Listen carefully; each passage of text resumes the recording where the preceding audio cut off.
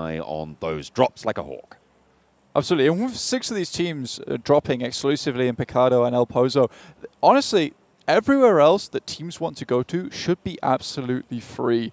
So just looking at this one in particular, Impala for Wildcats, this is a place that they love to go. They're already dropping out in that location already, so this seems fantastic. You know, honestly, I've seen a fair few matches from Wildcats as well where playing path has been absolutely diabolical for them going to Impala, yet they still go to Impala. They love it there. So this is a great start for them here on Miramar. Perhaps, you know, maybe they can shore up some of those issues that maybe they had over on Arango, where things just really did not go their way versus Stalwart. Puerto Paraíso currently being held by VGS as they dropped out really very early. DAMWON Kia headed further southwest. I imagine they're going to be moving over towards Minas de Bahia, Valdemar, on that southwestern edge. But Box Gaming and Team Seoul look at a clash in Picado. Only 2 teams at the moment in very close proximity in this location. Neither team yet taking a knock. But look at that very forward position from one of the players from Box. I didn't quite catch the name there, but they are absolutely in the lion's den amongst Seoul, Bensu, with players all around. Omega on that outskirt has the back fall out for Bensu, has a vehicle, sorry, not a vehicle, a weapon as well in hand. Do they know that there's a player here from Seoul? Picado can hold 2 of these teams, but you do have to be constantly on a swivel here, John, to make sure that no one's creeping up behind you. Box Gaming, very certain on positions that they want to hold around this map. Trismay with the M249, already with a very heavy-hitting weapon, which could be very dangerous should it come to close quarters with these teams inside these compounds. But it would look like Regans as well as Aton Esports have dipped from this location. You can see Regans on our screen, at least on the map feed. You got DD as well as one other player in Los Leones alongside with Aton Esports, actually. So this is very, very interesting. Regans have north and Atons have south side of Los Leones. So this works out exactly what I was talking about earlier, that Los Leones is massively free. And it looks like Regans and Aton happy to not go Picado, not go to that usual position, and instead take a safer spot here towards Los Leones. Really just a bit of a standoff for Team Seoul and Box Gaming right now in Picado. They have extricated themselves from one another, although Bensu's still pretty close by. A couple of shots have been landed as well between the 2 teams. But, of course, it's not just the teams that are going to be getting stuff done here. Of course, you have the opportunity to get the gun skin and outfit for the PMWI from the 4th to the 13th of this month. 50% off PMWI packs, and you can get a set straight away with that, as well as 5 chances to draw PMWI treasure chests. And if you can't take advantage of that, next little sale period we do have is from 14th to the 15th of September. So that's 14th this month through to 15th of September. That's 16% of PMWI packs, and you get 6 chances to draw those PMWI treasure chests. So make sure you are getting on that early to reap the rewards. But if not, there's still chances ahead of you. And of course, you can complete daily missions to earn points. And once enough points are accumulated, you tap on the rewards icon to claim the corresponding reward. If you want to participate in the event solo or team with other players, that's absolutely fine as well. But team them up, that could give you an extra little chance and make the reward to get a little easier. So make sure you tell all your friends about it and get them on board. Goodness me, it looks like Bensu and... Actually, they're mates. I don't think so. I do not think that they will wait 1 second after seeing one another to try and make it all the worse for them. To stand off. Seoul has backup, though. If actually just waiting for a team, those are his mates, right? And so if he pushes in whilst he has that backup, you can trade it off, right? That's what you're really looking for. It's the value of a team. You saw Hector there on the sidelines as well with a nice vantage point to get an off angle. Watch for those players pushing around that flank side. We hop on board with Nigma Galaxy, though, as they are vibing on around in El Pozo, the only team to actually drop up there. Yeah, so this is the one that we were curious about. USG for Donuts were very, very hell-bent on taking Rozhok on Erangel here, but they have given up El Pozo. You know, they're happy to give it to another team. You know, Nigma Galaxy, yeah, they took 2 points off in the last game, ruined their Erangel, so they'll throw them a coin just this one time. Instead, heading up towards El Azahar on that northeastern side, but no one else is here, so this is a very viable drop for them.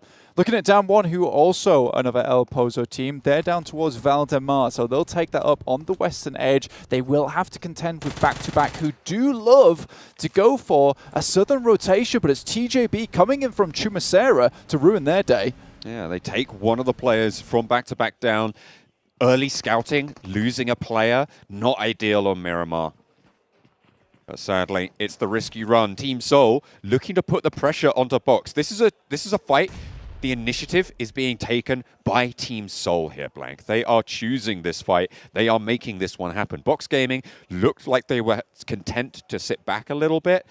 Maybe it's a strategy. Maybe it's aggression through passiveness, right? Allow them to move to you. Allow them to make those missteps.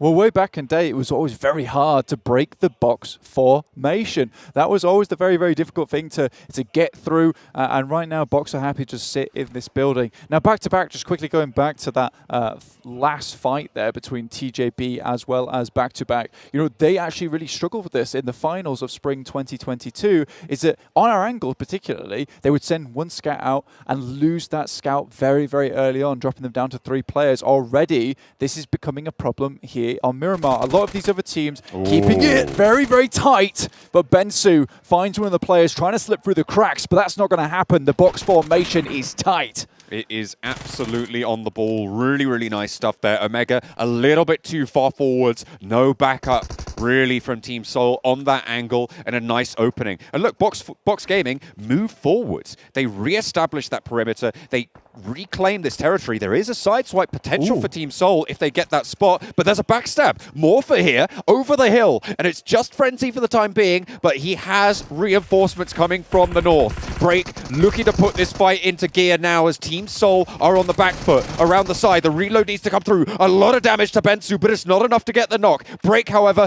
finds Goblin. Akshat now flagging for Team Seoul. 3 players alive for Box as they've lost 1. It was actually Regans from the western side that took the knock onto Box.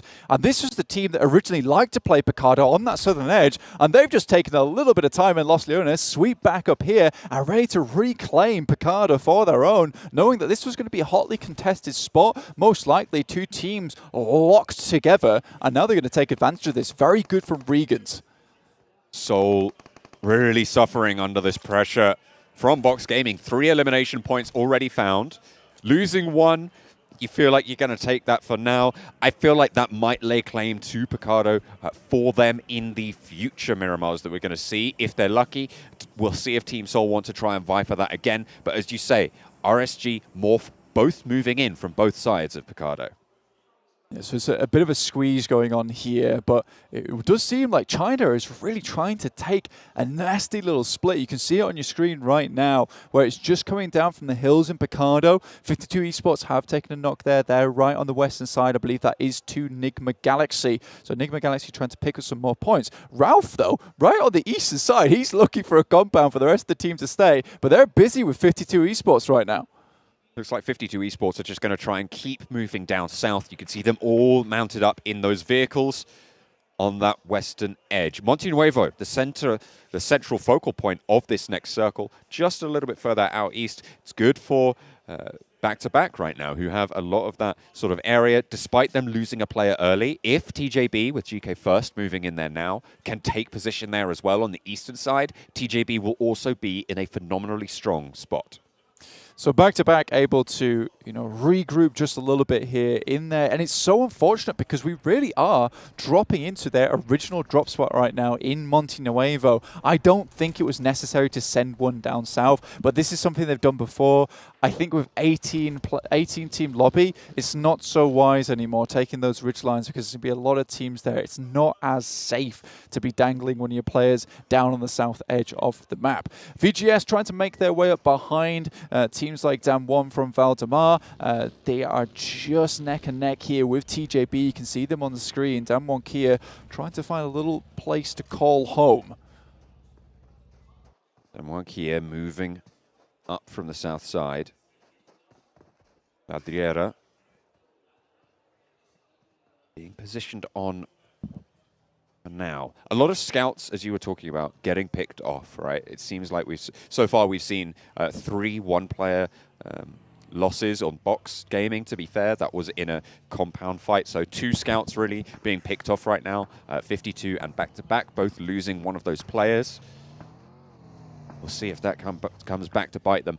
Both of them a little bit on that western side. I mean, you've got 52 certainly a lot heavier in there, but they're moving in on the northwestern end of Monte Nuevo. Daymar just about lives here for Falcons, but will be knocked by missile from USG. Makes it happen, looks for some more, but it is an off angle coming through from Falcons.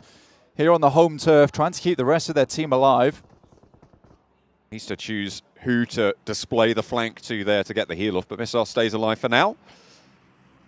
Yusuf trying to get those shots in. Mikun does get behind cover, takes the spray, but doesn't land more than just the one, just a tickle, and needs to heal up as well.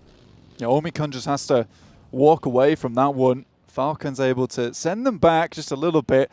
They're still both on this northeastern edge. 4 rivals moving down as a 2-2 split between El Pozo as well as Crater Field. So they're trying to get a lot of information gathered nice and early on. Vampire Esports coming down from Puerto Paraíso. They're heading towards Minas del Valle. Honestly, they're going to be moving up through Chumacera in a second, but they've opted to stay outside of the circle and in the blue to make sure no one catches them on this long rotate. Aton on your screens right now. Holding the ridge on a line. Trying to keep their position safe. South side, it's the Vampires. They've yet to push on in, yet to start the frag fest that we saw from them last game. The question is it repeatable or is it an Erangel special? Is it an Erangel special? That is the real question here. John, Nigma Galaxy still central at the moment. They're right in the middle there, just a little bit further north, and in fact the circle does shift down a little bit further south, and they will be looking to move with that circle. Right in the middle of it, TJB. They have absolutely slap bang center circle right now. DAMWON Kia, who have been waiting in the wings for their position for a while now,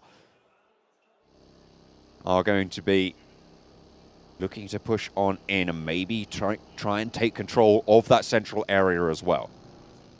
Yeah, they're looking to pick up that central area at the moment, back-to-back moving down at the moment. Nigma Galaxy taking a little while to head into this location, but we are really getting a little bit tough with all these teams crunching up towards the middle.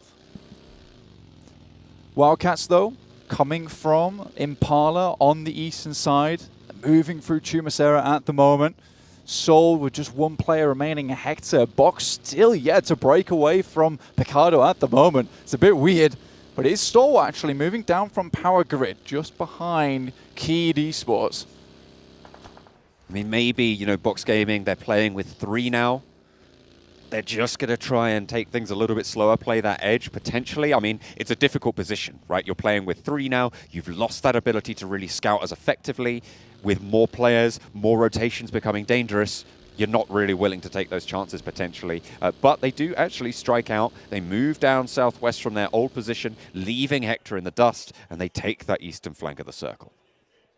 Not a bad position for them to be in at the moment for Box Gaming. Obviously down to just 3 players, but 3 elimination points. You'll take that any day of the week, especially here on Miramar. Now, what really can't happen here for a lot of these teams, you know, is Vampire Esports. They know that they're being headhunted right now. If they start to get ahead once again in this match, things become extremely difficult for a lot of these other teams to start catching up if they continue that momentum going forward. Right now, though, they are really squeezed tight on that that southern edge, just around Chumacera, with one other team in Wildcats coming in just behind them. Schweppes from Vampire Esports, though, will have the bead on Wildcats, where the rest of the team in 3 are just ahead of them towards the north, so they should get info on this nice and early. Yeah, on a 3-1 split, or maybe even a 1-2-1 split from Vampire Esports. Just taking a look at where they are sat on the map. They are yet to fully regroup. They did play a lot of that Northern Rossock at some points. They played in that 2-2 split, so they are used to playing a little bit more of that split play style. Certainly that would be the evidence from the last game anyway, and it certainly worked. Another look at the map here. It's just getting real struggle bus. And, you know, I did not expect this whatsoever, but we still have 18 teams. Vampire Esports, though, Schweppes in the back line, stays alive, but it's Wildcats who are taking shots, and this is the info that Schweppes is able to provide the rest of the team. Next circle, pops in, heads down south, so Vampire Esports still very happy. Looks, though, does hit the shots onto Schweppes, will take him down, and that is Vampire Esports down to 3, but there's still more shots. Along the way, it's Fluketh once again. Really solid backup there. The off angles perfectly found. Heals needing to come through from the Wildcats, and they are yet again suppressed on this ridgeline. Really difficult, but Vampire Esports looking to potentially be down to 3. They've lost their Schweppes on the outside there, and they will be at 3. They had 4 in that previous game, but the circle moves to them. I mean, if they get another circle shift, though, they are in a real safe spot. Like, look how hard it is to approach these buildings. The only issue they might fall into is without those 4 players, it does become a little harder to pick up on all these angles. Again, though, Aton Esports is their difficulty going forward, and it looks like Vampire Esports know that this is a position on the map that they need to watch out for. Really good stuff from Fluketh. His shots have been on point. He's been looking all over the map at the moment, really keeping it clean here for Vampire Esports. I mean, that was one of their characteristics of the last game, right? Snappy engagements, I think Matt said on the desk. Making those clean engagements. That's exactly what you want to be looking for. Even better on Miramar. DAMWON Kia still struggling to just find anywhere that's super concrete for them. It's on the edge of this hill at the moment. 52 Esports coming into play here. Nigma Galaxy, one of their players, I believe it was Hamodi, did go down here. They're just trying to get down through the circle on that northern side. It looks like 3 of them are down. They're losing players left and right. Nigma Galaxy suffering heavily. They had not the best of starts, losing 2 players early in the last game. The first team to go down, in fact. I think it's just Freak alive for them now. At the back as well. Not really a chance to get these reses. Going down first twice in a row. Not the way you want to start your tournament. Certainly would be a disaster. Team Soul, though, seem to be survivors. They were on 1 for the longest time in that first game. And out they go. Yet again, first team eliminated.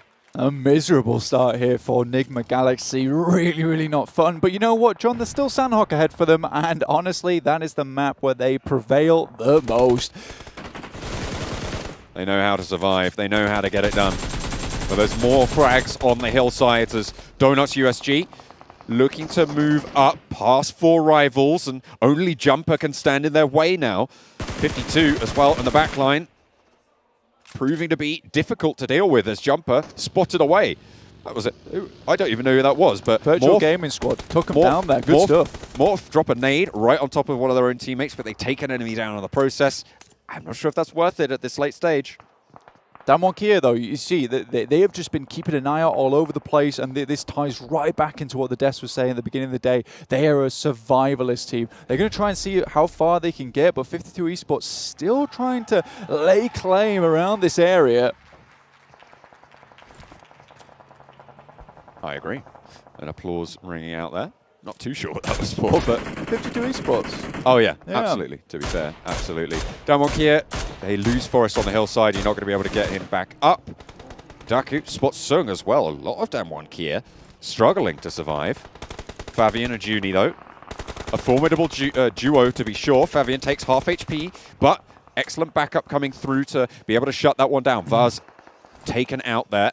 Junie, he still has the DBS. Yeah, it's Korean meta at the moment. All of them use it over in the Korean PMPL. It's pretty insane, but they make it work massively.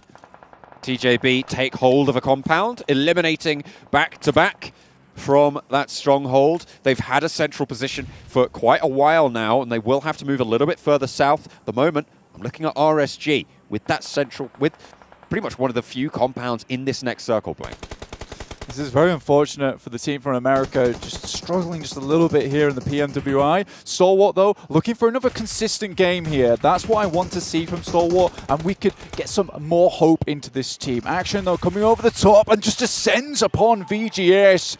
Like we've seen nothing before. Goodness me, swoops in. Talons are strong and sharp. There's nothing you can do against them. And they should be able to get everyone back up as well. So a full force Stalwart, definitely something to worry about. Pain run down there after the knock. DAMWON Kia move up to Daku. Pops out the window, spots Fabian. Needs to be worried about the teammates from the off angle though, but finds the cover from the shack. Through the windows, the bullets pour in. And it's going to be a tall order to get anything done. But Fabian goes down. In the meantime, 52 are eliminated. However, that will slow down DAMWON Kia on that northwest flank. Yeah, TJB have been harassing this team the entire time, and they might just have to leave Fabian behind.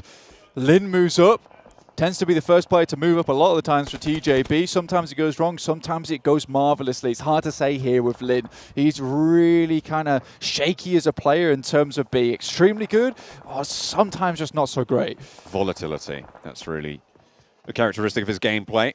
Sung and Junie, two players for DAMWON Kia. Wildcats under fire as well from Falcons. They're trading 1-for-1 right now on the knocks. X-Ray definitely resable here. And so is Yusuf. It's a very awkward playing field, but Junie pulls out the DPS. Lin goes down, but it's TJB. They bring it back nicely there, though I would have been very, very scared at the cracking sound that DBS makes as he comes around the corner. And that's why the Koreans take it. Just those singular moments where you can surprise a team coming through. Unfortunately, it wasn't quite enough to see DAMWON Kia safe. TJB Esports EU able to put that pressure down, get that res on as well, get themselves back to 4 and move down south further on. But Falcons from the sides, only powerful getting knocked, and they are fragging out. The Wildcats cannot stand up to the pressure, but they're now under fire from TJB on the north side. Doesn't matter though, they are absolutely cool, calm, collected. The Wildcats taking shots every which way as well with their last player X-Ray. This is a real chance here for the Saudi Arabian team. They're close to the circle as well, but it's STE who's ahead of them. That's the difficulty. Aton Esports, though, keep taking casualties on this southern edge. Falcon Esports really do need to start thinking about making a move, but they've got to figure out where the other teams are. Falukov somehow keeps moving down that hill with the quick feet in action, but it's not enough. Ravenclaw. Whoa. Able to do the job, able to get it done against Donuts USG. The off angle, still dangerous. This should be completely broadside for Bruno right now, but I don't think he's taking that position. I don't think he's pushing up. He knows that his position's known. Maybe just not going to peek it. Not going to take that chance of Vampire up to 2. Falcons look for the crash into the compound. Stalwart are here. RSG are here as well. As Aton do lose that last player. RSG suffering now under pressure from Stalwart.